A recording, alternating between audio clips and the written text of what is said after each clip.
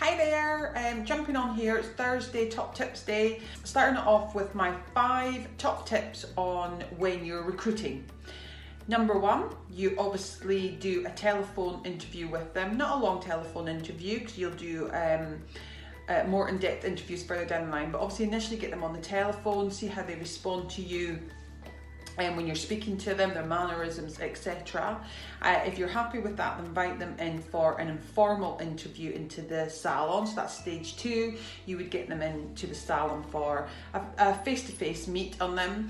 There you would obviously ask them appropriate questions, what's important to them, what they value. You kind of get a bit of a gut instinct there and then, obviously, on the interviews.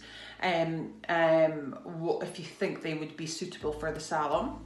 Stage 3 then would be to get them in for a trial to show off their skills. Obviously, as we know, trials is just to see what level of skill set they have, it's not to catch them out. Then you may, stage 4, invite them for an additional trial, depending if they did show off all their skills or if you need to see any more work.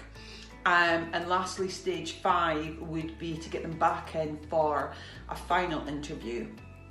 This is to get more details, more in depth, ask them about their trial.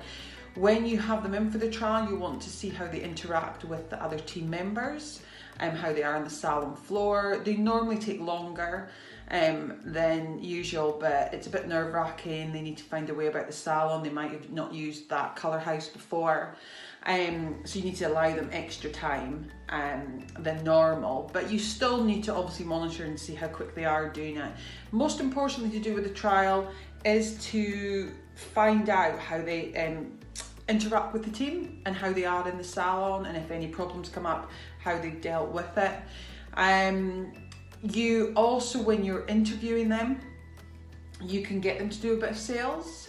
You know, talk about shampoo and conditioner, get them to do a consultation with you, but mostly find out what's important to them, what they value in their life, what they value in their work, what their hobbies are, etc. You can get the best hairdresser that's just phenomenal at cutting, colouring, etc. but it might not suit your salon. Their values might be completely different to what your brand is, what the salon values are. So that's why it's very important to find that information out. You're best to always employ if they suit your values rather than what skill set they have, because you can actually train anyone to be a better hairdresser or increase their skills, ongoing skills. But if their values on that are perfect for the salon, then they're just going to grow. If not, you're just going to cause yourself more problems in the long term.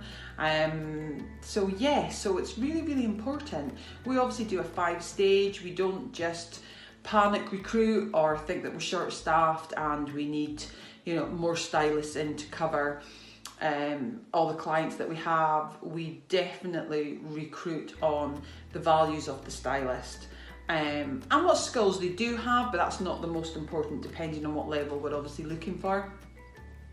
They've got to suit the rest of the team. It would be unfair to bring someone in who would sabotage the rest of the team. So do your 5 stages, don't just rush into it. Like I said, stage 1 is the telephone interview, stage 2 is an informal in-salon interview, stage 3 is a trial, stage 4 is another trial if you want them to show off more skills, and stage 5 is a final interview.